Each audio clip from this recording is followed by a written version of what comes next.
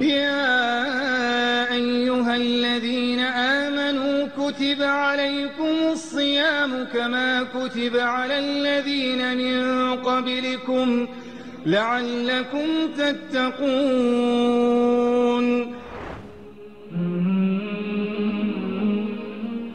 بسم الله الرحمن الرحيم الحمد لله رب العالمين وصلى الله على سيدنا محمد النبي الأمين وعلى آله وصحبه والتابعين وبعد أيها الملأ الكريم السلام عليكم ورحمة الله وبركاته. Abu Daoud et Ibn Majah rapportent d'après Ibn Abbas radiyallahu anhuma qu'il a dit فرض رسول الله صلى الله عليه وسلم صدقة الفطر طهرة للصائم من اللغو والرفث. Le messager de Dieu alayhi salatu wassalam a institué l'aumône de la rupture du jeûne comme purification pour le jeûneur de tout verbiage et de tout manquement au niveau du parler. وَطُعْمَةً لِلْمَسَاكِينَ et aussi en guise de nourriture pour les nécessiteux. فَمَنْ أَدَّاهَا قَبْلَ الصَّلَاةِ فَهِيَ صَدَقَةٌ مَقْبُولَةٌ. Quiconque s'en acquitte avant la prière de l'Aïd, c'est là une aumône agréée par Dieu. Et quiconque s'en acquitte après la prière de l'Aïd, c'est une aumône parmi tant d'autres. فَهِيَ صَدَقَةٌ مِنَ الصَّدَقَاتِ. Une multitude d'enseignements se dégagent de ce noble hadith du messager de Dieu alayhi salatu wassalam. Nous avons pendant le mois de Ramadan une multitude de cultes qui vont se rejoindre. Vous avez le jeûne, vous avez les prières, essentiellement les prières surérogatoires, et vous avez l'aumône. C'est-à-dire que nous sommes dans un mois béni où se sont regroupés une multitude de cultes qui ont chacun leur importance. Ce qui frappe le plus dans ce hadith, c'est ce double impact que peut avoir l'observance du culte, l'ibada en elle-même. Il y a l'aspect cultuel de la chose, le janib ta'aboudi, mais il y a aussi ce débordement social du culte. Vous allez rendre à Dieu un culte pour lui plaire, mais vous allez aussi apporter un bien à autrui.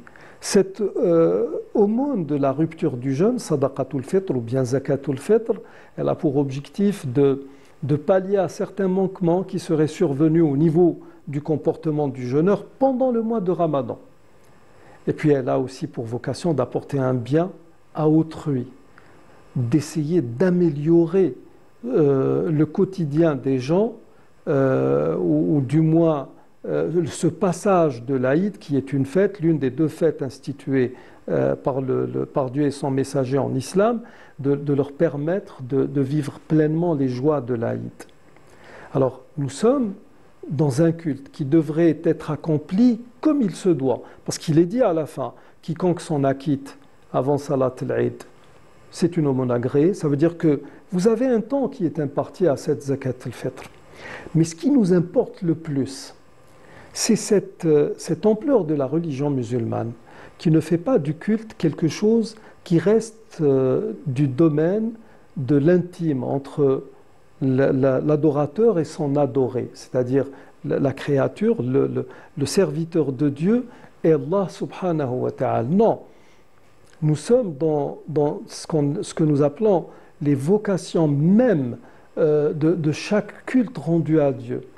Nous jeûnons pour essayer d'accéder à la piété, donc au bel agir, mais nous donnons justement une aumône parce que nous essayons de faire en sorte que ce que nous rendons à Dieu ait aussi un impact sur notre comportement avec autrui dans le milieu dans lequel nous évoluons. Et à partir de là, nous sommes, quand nous parlons de charité pendant le mois de Ramadan et de charité tout court en islam, nous sommes dans un culte à vocation révélée. Ibadatun ma'qulatul ma'na. Nous avons d'autres cultes qui sont à vocation non révélée. Pourquoi faisons-nous, par exemple, Salat al-Dahr avec 4 unités de prière ou 4 génuflexions, 4 raka'at? Nous ne savons pas, c'est Dieu qui nous a rendu cela obligatoire, donc nous le faisons de la manière dont cela nous a été commandé. Nous faisons des ablutions, non pas pour nous nettoyer, nous faisons des ablutions parce que nous sommes dans l'obligation de le faire avant chaque prière. Mais nous donnons la zakat pour purifier ou nous purifier un peu de certains de nos manquements, mais aussi pour apporter un plus, un bien, une richesse à autrui, pour faire en sorte que la société se maintienne en vie sur le plan financier.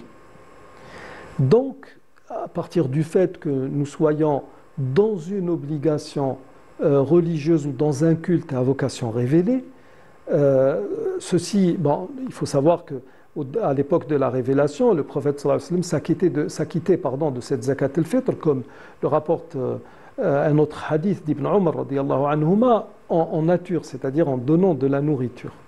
À l'heure actuelle, nous donnons de l'argent, nous nous en acquittons en donnant une somme d'argent. Et du fait que la zakat soit un culte à vocation révélée, a fait que ce que nous appelons en langue arabe daf' al-qima, c'est-à-dire donner l'équivalent de la nourriture, est tout à fait valable.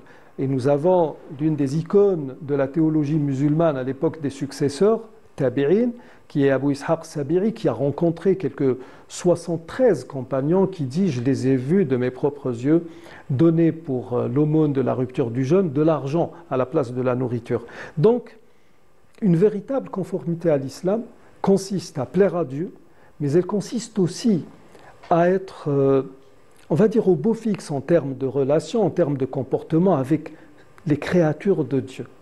C'est cet équilibre qui fait la beauté de l'islam. Votre culte, vous ne le vivez pas de manière intime avec Dieu et de manière exclusive avec Dieu, mais pour que ce culte soit vraiment agréé, il faut qu'il y ait cette intention, cet élan qui vous mène vers Dieu dans une relation verticale, mais qui soit aussi parfait par une relation horizontale avec les êtres humains. Nous arrivons au terme de ce petit prêche. Je vous remercie d'y avoir prêté attention et d'ici notre prochain rendez-vous, je vous dis astawdi'ukumullah alladhi la tadi'u wada'i'uhu. Assalamu alaykum wa rahmatullahi wa barakatuh.